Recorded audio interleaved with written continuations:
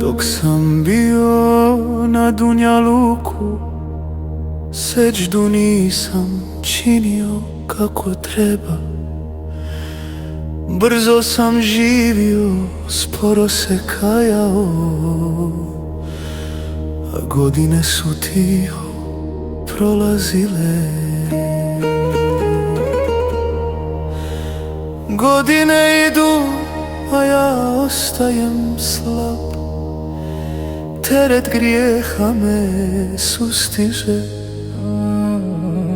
Srce zna, ali tijelo kasni. Milostivi, primi moje priznanje. Ostavi mi, ja Allah, zadnji trenutak moga daha, da te zovem iskrenim srcem, la ilahe illallah. Ostavi mi, ja Allah, zadnji trenutak moga daha, da te zovem iskrenim srcem, la ilahe illallah.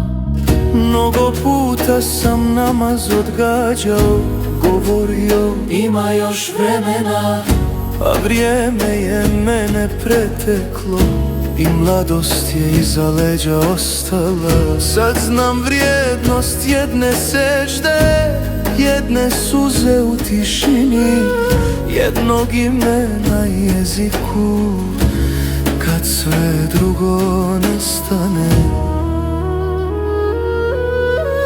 Ostavi mi, ja Allah, zadnji trenutak moga daha, da te zovem iskrenim srcem, la ilahe illallah. Ostavi mi, ja Allah, zadnji trenutak moga daha, da te zovem iskrenim srcem, la ilahe illallah.